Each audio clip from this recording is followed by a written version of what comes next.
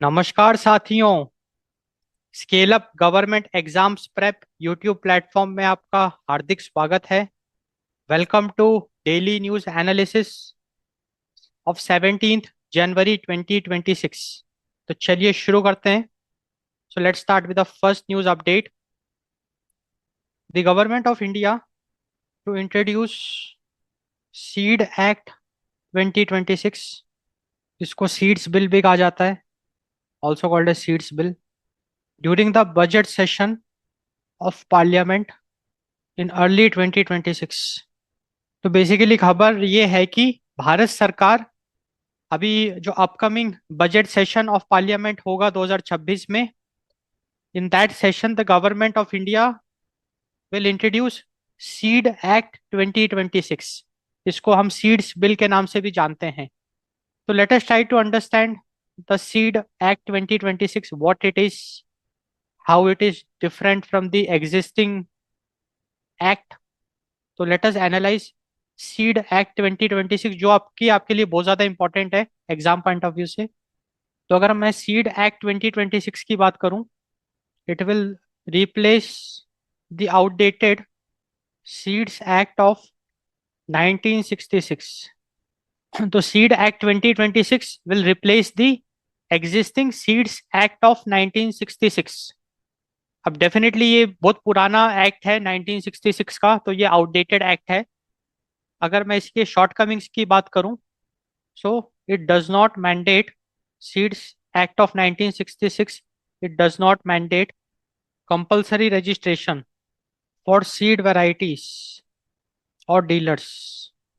तो बेसिकली अगर हम सीड्स एक्ट ऑफ 1966 की बात करें, it does not mandate compulsory registration for seed varieties और डीलर्स। मतलब इस एक्ट के तहत सीड वैरायटी को रजिस्टर करना कोई कंपलसरी नहीं है। एंड इससे क्या होगा, इससे फेक सीड्स का खतरा बढ़ेगा, उसको भी हम डिस्कस करेंगे। It also lacks strong penalty provisions to deter the sale of substandard seeds. देखो बात ऐसी है कि अगर हम एग्रीकल्चर सेक्टर की बात करें, वहां पे seeds plays a very important role. बीज पे जितना अच्छा क्वालिटी का बीज होगा, उतना अच्छा अनाज होगा। अब सीड्स एक्ट ऑफ 1966 जो कि एग्जिस्टिंग लॉ है ऑन द सीड्स, ये बहुत पुराना एक्ट है, आप देख पा रहे हैं 1966 का है। एंड इसमें काफी गंभीर समस्याएं हैं। Like it does not mandate compulsory registration for seed varieties और डीलर्स। मतलब इस एक्ट के तहत सीड वैरायटी को रजिस्टर करना कंपल्सरी नहीं है, सीड डीलर्स को रजिस्टर करना कंपल्सरी नहीं है, जिसके चलते कोई भी सीड बेच सकता है and fake seed varieties market में सर्कुलेट कर सकती है, जो कि एक बहुत घातक साबित हो सकता है। It also lacks penalty provisions to deter the sale of substandard seeds. अगर कोई सब स्टैंडर्ड सीड्स बेच रहा है, तो उस पे पेनाल्टी भी हम लगा नहीं सकते, बिकॉज इस एक्ट में वो सारे प्रोविजंस मिसिंग है, जिसके तहत बिकॉज ऑफ, तो यहाँ पे एक लूप होल हमको देखने को मिल रहा है, क्योंकि एक्ट में पेनाल्टी प्रोविजंस मिसिंग है। There is a no mandate for compulsory registration, जिसके तहत ये देखा गया कि complaints of substandards and fake seeds have increased. तो अब हम ये डिस्कस करने जा रहे हैं कि नया एक्ट लाया क्यों गया। देखो आपको आइडिया तो लग गया कि क्यों लेके आए गए। जो नया एक्ट है seed act 2026, why it came into the picture. So complaints of substandard and fake seeds have increased, जिसके तहत इसको लाया गया। एंड एक और बहुत इंपॉर्टेंट बात, because of this complaints of substandard and fake seeds, it caused crop failures। Like ये जो substandard and fake seeds हैं, it led to crop failures, it also led to farmer losses। तो जो नया लॉ लेके आया जाएगा अभी, seed act 2026, so the new act it aims to curb the sale of poor quality, fake and unauthorized seeds।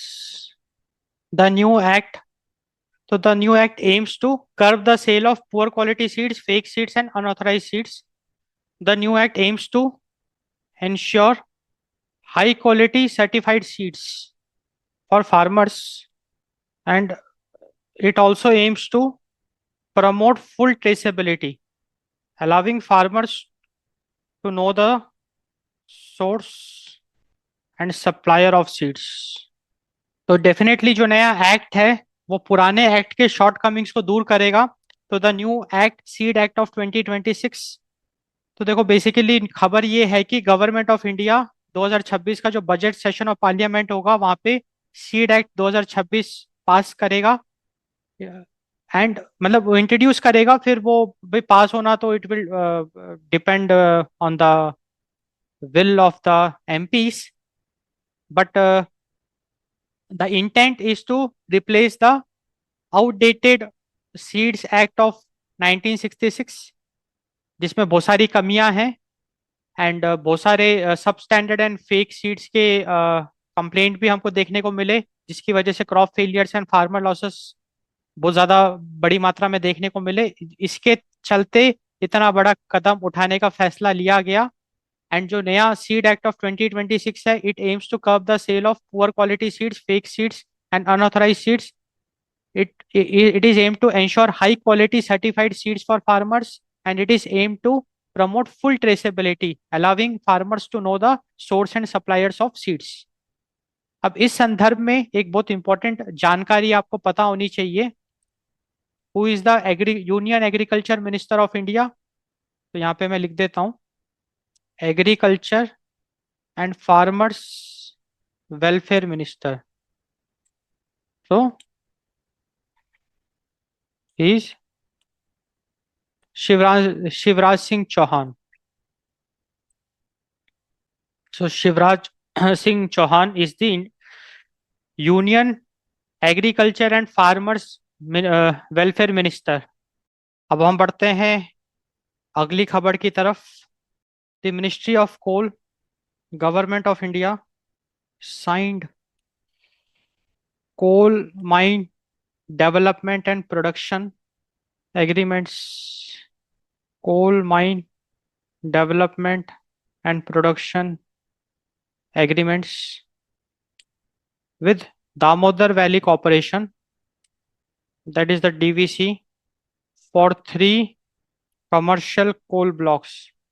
तो खबर समझते हैं. तो खबर ये है कि the ministry of coal government of India it signed coal mine development and production agreement. तो जैसा ये एग्रीमेंट बता रहा है नाम, coal mine development and production with Damodar valley corporation, जो कि एक प्राइवेट एंटिटी है, फॉर 3 कमर्शियल कोल ब्लॉक्स. तो अगर हम इन कमर्शियल कोल ब्लॉक्स की बात करें, so they are Dhulia north, Mandakini B and Pirpainti Barahat. तो 3 कमर्शियल ब्लॉक्स यहाँ पे जो बात हो रही है वो है धुलिया नॉर्थ, मंदाकिनीपी, पिरपेंती, बराहत. ये जो 3 कमर्शियल ब्लॉक्स है, they were auctioned under the 13th round of commercial coal mining auctions, reflecting the government's ongoing push to open up coal mining. तो देखो बात ऐसी है कि ये जो 3 कमर्शियल ब्लॉक्स हैं, they were auctioned under the 13th round of commercial coal mining auctions. And इस ऑक्शन से हमको ये समझ में आ रहा है कि जो गवर्नमेंट है, government of India, it's very much interested, rather it is pushing to open up coal mining to competitive bidding. मतलब वो गवर्नमेंट ऑफ इंडिया ये चाहती है कि जैसे ये जो 3 कमर्शियल ब्लॉक्स हैं, इसको ऑक्शन कर दिया गया, जिसके तहत it wants to welcome private entities to participate in coal mining activities. It wants competitive bidding, जहाँ पे ऑक्शन के थ्रू बिड करके इस पे जो प्राइवेट एंटिटीज हैं, they should start working on these three commercial coal blocks. तो ये खबर को हम फिर से देखते हैं। खबर ये है कि भारत सरकार, the ministry of coal, government of India, it signed coal mine development and production agreement with Damodar Valley Corporation for three commercial coal blocks, that is Dhulia North, Mandakini P and Pirpanti, Bharat. And ये जो commercial blocks है, they were also auctioned under the 13th round of commercial coal mining auctions. अब अगर हम इनकी capacity की बात करें, क्यूमुलेटिव पीक रेटेड कैपेसिटी, मतलब इन तीनों कोल माइन की हम कैपेसिटी की बात कर रहे हैं, of 49 million tons per annum, that is MTPA, million tons per annum. तो एक बहुत ही बड़ा नंबर है। तो ये जो तीन कमर्शियल कोल ब्लॉक्स हैं, उनकी peak rate capacity is huge, that is 49 million tons per annum. तो हर साल 49 मिलियन टन्स तक का कोयला निकाला जा सकता है। अगर हम पीक रेट कैपेसिटी को थोड़ा सा एनालाइज करें, ये जो यहाँ पे मेट्रिक यूज हुआ है, it refers to maximum annual coal production that a mine is permitted to deliver. तो एक बहुत इंपॉर्टेंट बात है, ये जो 49 million tons per annum, it is not the capacity of that three coal blocks, rather it is the maximum annual coal production that a mine is permitted to deliver. तो यहाँ पे परमिटेड वाला concept आ गया, मतलब कि हो सकता है कि कैपेसिटी ज्यादा भी हो, बट अगर हम इन तीन कमर्शियल कोल ब्लॉक्स की बात करें तो इनकी पीक रेटेड कैपेसिटी है 49 million tons per annum. It means this amount of coal, it's the like maximum annual coal production that a mine is permitted to deliver. तो हर साल इससे ज्यादा कोल नहीं निकाला जा सकता from these three commercial coal blocks. तो डेफिनेटली ये काफी बड़ा नंबर है, एंड इससे what we will get is energy security. भाई अगर 49 मिलियन टन्स पर एनम का कोल निकलेगा तो it will help in energy security, जिससे कि which will be utilize in power generation, steel production and industrial use. तो ये जो भी कोयला है, it will be used in power generation, it will be used in steel production and it will also be used in industrial use. अब हम रुक करते हैं अगली खबर की ओर। India and Israel signed a joint ministerial declaration of intent to enhance cooperation in fisheries and aquaculture. तो अभी बेसिकली अगर हम इसराइल की बात करें, लाइक एक ग्लोबल समिट चल रहा है, that is the second global summit on blue food security, sea the future 2026। तो ये जो ग्लोबल समिट है, second global summit on blue food security, sea the future 2026, it is been held in Israel. Israel में ये summit हो रहा है, and India की तरफ से राजीव रंजन सिंह, इन्होंने इस समिट में पार्टिसिपेट किया।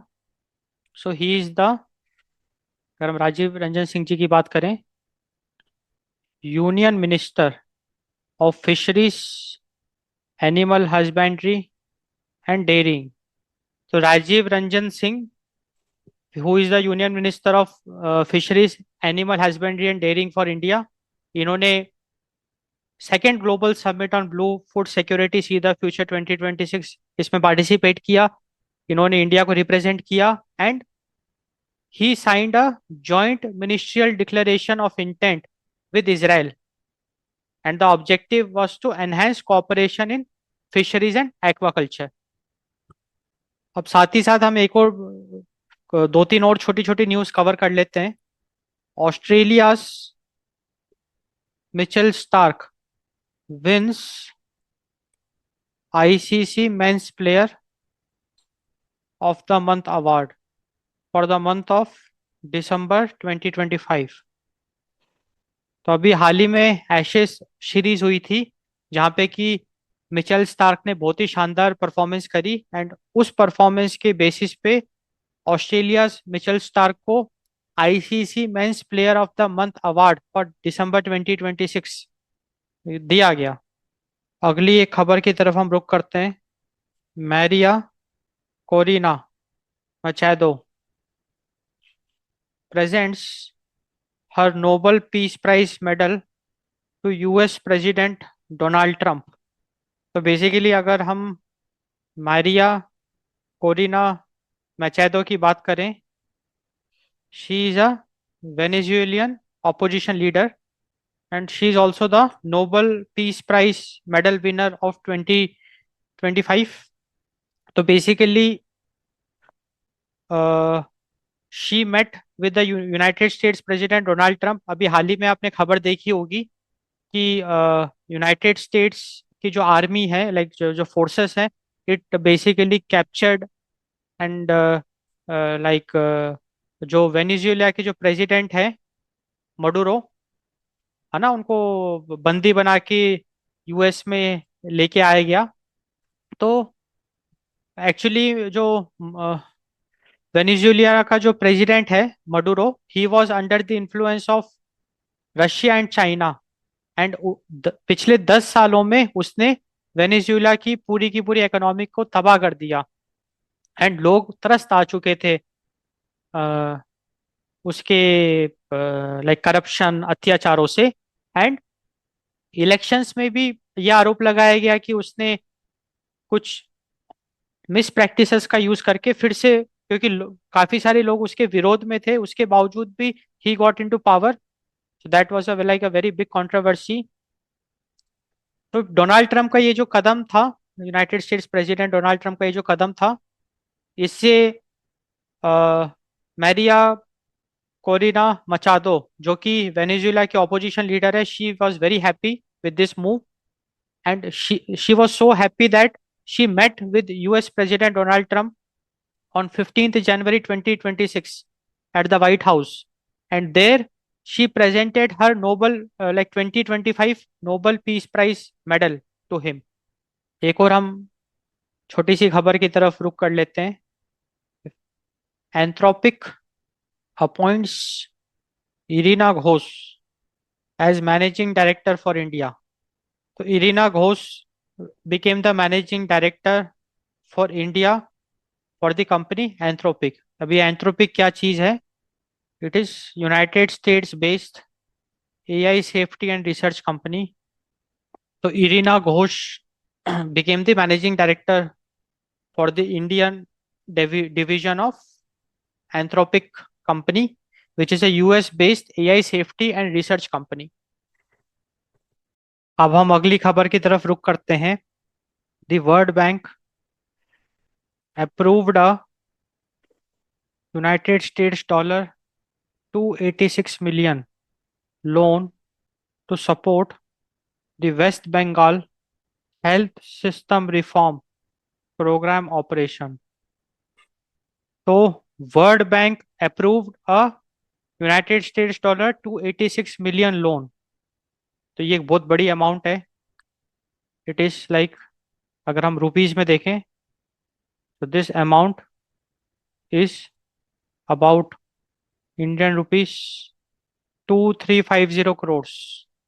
तो वर्ल्ड बैंक ने 2350 करोड़ का लोन अप्रूव कर दिया to support the West Bengal health system reform programme operation.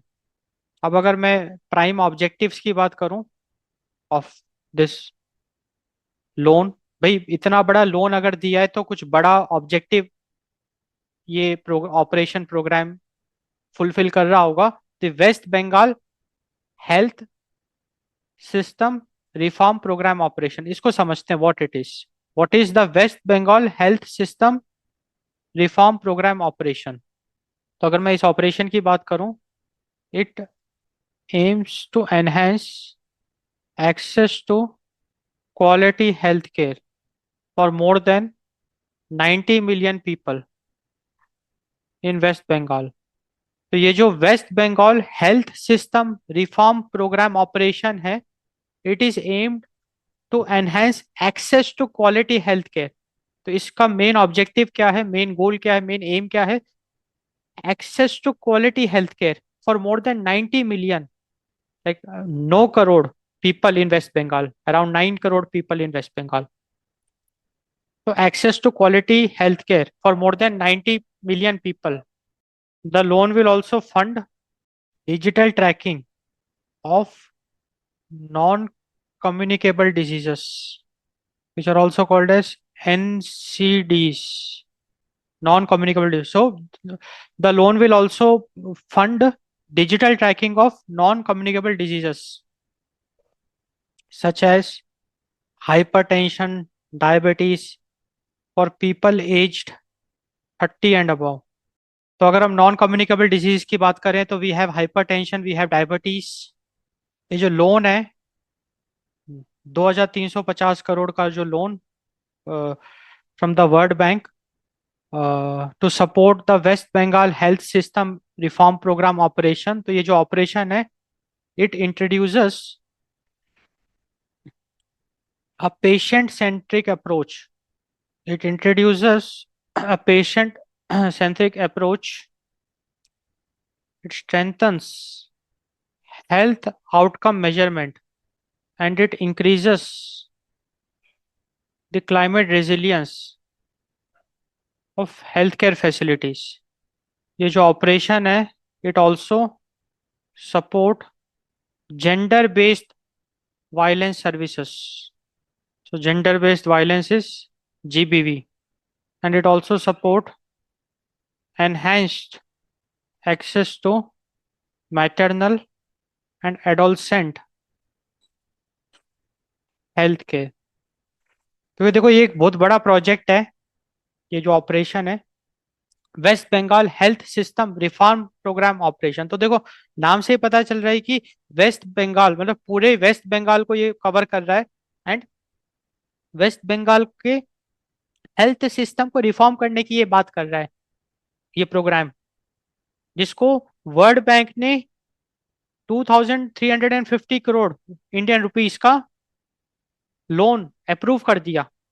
तो ये जो भी प्रोग्राम है, रिफॉर्म प्रोग्राम, इसका मेन ऑब्जेक्टिव यही है to enhance the access to quality health care, to fund digital tracking of non-communicable diseases such as hypertension and diabetes for people aged 30 or above, introduce a patient-centric approach, strengthen health outcome measurement, increase the climate resilience of healthcare facilities, support gender-based violence services, and support enhanced access to maternal and adolescent healthcare. अब हम अगली खबर की तरफ रुक करते हैं। तो यमन में एक अभी काफी इंपॉर्टेंट न्यूज अपडेट आई है। A new prime minister has been appointed and that is Shaya Mohsen Zindani. So Shaya Mohsen Zindani is the new prime minister of Yemen. अगर हम ओल्ड प्राइम मिनिस्टर की बात करें तो उन्होंने अभी रेजिग्नेशन दे दिया, उनका रेजिग्नेशन एक्सेप्ट भी कर लिया गया by the Yemen's presidential leadership council. And who was the old prime minister? Salem bin Breik. तो यमन में हमको नए प्राइम मिनिस्टर देखने को मिले, like Shaya Mohsin Zindani is the new prime minister of Yemen. Salem bin, जो कि old prime minister है, जो करंट प्राइम मिनिस्टर है, he submitted his resignation which was accepted by the Yemen's presidential leadership council. इसके साथ साथ हम एक और बहुत इंपॉर्टेंट खबर डिस्कस कर लेते हैं। India first international cycling road race, ये बहुत इंपॉर्टेंट खबर है। तो भारत में, लाइक पुणे में, भारत की सबसे पहली इंटरनेशनल साइकिलिंग रोड रेस होने जा रही है। So the name of the event is Bajaj Pune grand tour 2026। It will be held in Pune Maharashtra. The Dates will be 19th January to 23rd January 2026। तो 19 से लेकर 23 जनवरी तक ये इवेंट होगा।